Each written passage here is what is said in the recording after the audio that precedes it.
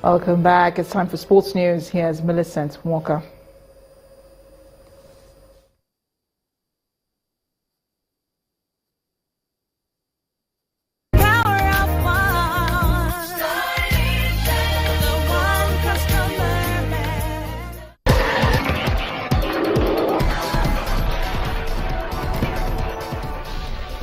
Welcome to Sports News. Algeria's slim hopes of qualifying from the group ended after playing a 2-2 with the Toronto Lions of Senegal at the ongoing African Nations Cup in Gabon. Elsewhere, Tunisia's Carthage Eagles beat Zimbabwe 4-2 to finish second in the group with 6 points.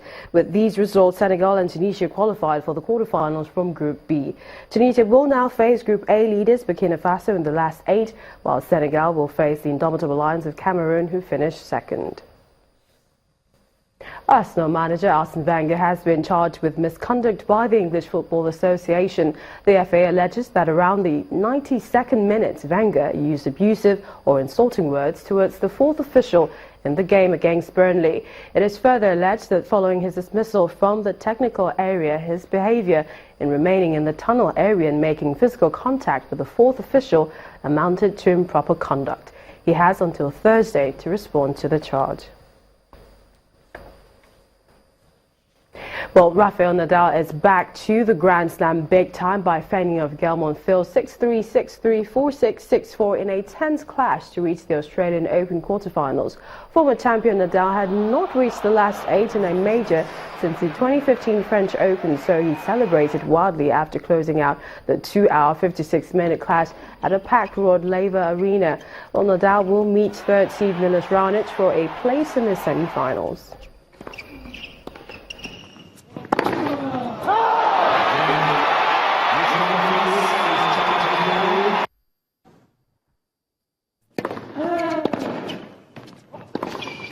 Milos Raonic edged out Roberto Bautista, argued 7-6, 3-6, 6-4, 6-1 to reach the Australian Open quarterfinals for the third straight year. Raonic, the highest surviving seed after the early departures of Andy Murray and Novak Djokovic, rarely hit his usual heights in the 2-hour, 52-minute contest on Hisense Arena. Grigor Dimitrov also reached his first Grand Slam quarterfinal in over 2 years by defeating an injury-hampered Denis Istomin 2-6, 7-6, 6-2, 6-1 to end the Uzbek fairy tale run at the Australian Open. And that's it on Sports News Tonight. It's back to Amarachi for the rest of the news.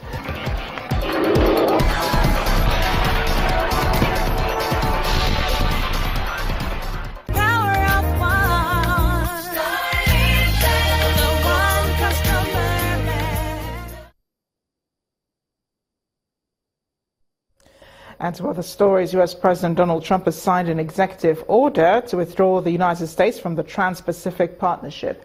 The deal, involving 12 countries, had been part of former President Barack Obama's Asia policy. Trump's action is regarded as largely symbolic since the deal has not been ratified by a divided U.S. Congress.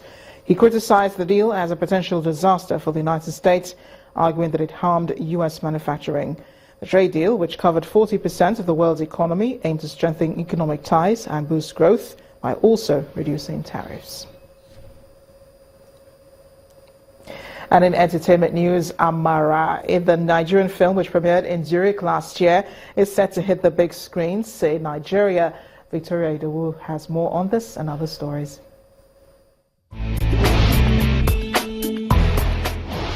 Here are your trending entertainment stories. Following a successful European premiere in Zurich last year, Nigerian filmmaker Joe Ayinde is set to premiere his new movie Amara in Nigeria. The movie, which stars some Nollywood faces, include Anthony Monjero and Ali Nuru, alongside European actress Jennifer Schmid.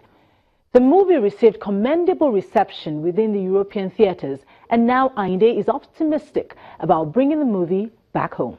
In the past couple of years, a lot of people have tried to shoot a movie, with Nigerian actors and international actors.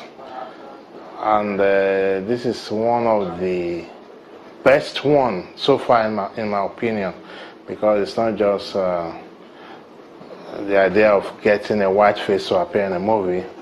but real professional actors.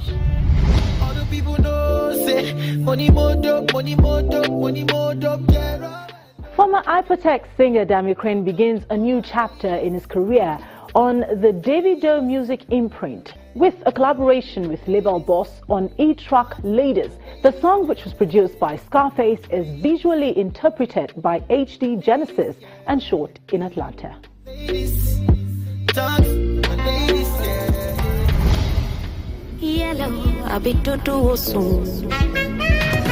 Celebrity Dick's jockey DJ Spinall continues promotion on his debut album 10 with the release of the music video Jukokoro featuring fast rising singer Niniola.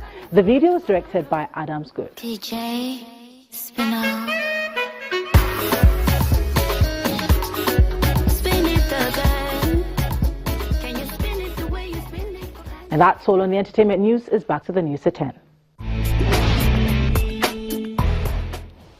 And the main news again. Northern governors and traditional rulers today met in Kaduna and agreed that the power to solve the problems confronting the region lies in the unity of its people. And U.S. President Donald Trump has fulfilled one of his electoral promises by signing an executive order to withdraw from the Trans-Pacific Partnership. That's the news at 10 tonight. Thank you for watching. I am Amarachi Ubani. Good night.